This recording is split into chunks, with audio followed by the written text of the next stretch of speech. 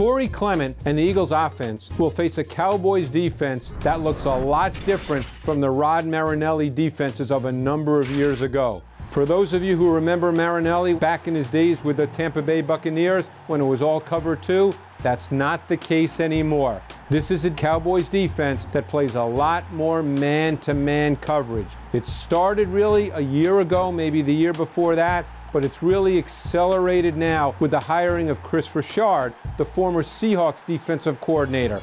Now, Richard is the pass game coordinator and the defensive backs coach. So what you see a lot more of is what they did in Seattle last year, man-to-man with some blitz. And here's a great example on this 3rd and long. You're going to see press cover one across the board, the single high safety, and pressure with Jalen Smith, a linebacker. This is in nickel, so there's 2 linebackers on the field. What you get, really good pressure on Blake Bortles. He's forced to move out of the pocket to his left and just throw the ball away. Very representative of the Cowboy defense on 3rd down. Cover one, man-to-man, and pressure. Now, one thing they also do, all in the man-to-man family, is what we call one robber, where they start with a 2-shell look, but they bring down Jeff Heath. It's usually Jeff Heath, the safety, and he comes down as a robber or lurk defender. And this is something they do very, very well, and it can be confusing at times for quarterbacks. And on this play, with a 4-man rush,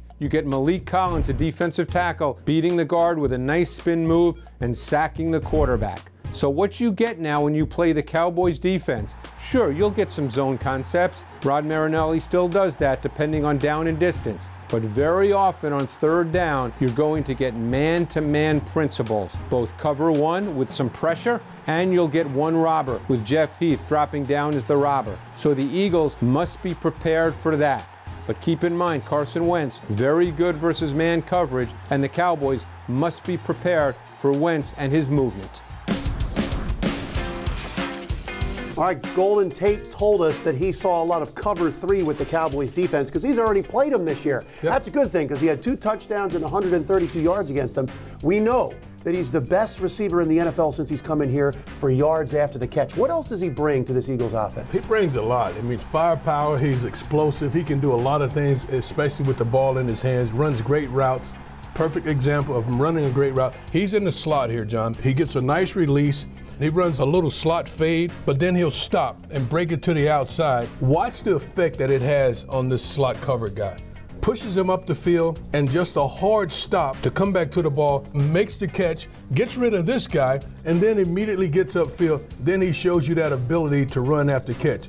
Gives a little move on the safety and into the end zone. The guy in the open field is a problem. The return guys, when they're in the open field, it's hard to get a hand on him. He's that type of guy with the ball in his hands, quick, in and out of cuts real well. I think he really just opens up this offense and just gives Doug Peterson and his offensive coordinator just more tools in their bag. Yeah, and he's great with screens, so maybe we could see some of that too. Now, how about how he fits in? Because he's mainly a slot receiver, right? You've already got Nelson Aguilar, who was one of the best slot receivers in the NFL last year. Zach Ertz likes to operate out of the slot. How do you fit them all together? I think both these guys can play. You talk about Nelson Aguilar, he can play outside, he can play inside. Tate can do the same thing. He's a talented receiver. I think he just adds to this offense. I think it helps to open up the defense so that you can run the football more effectively.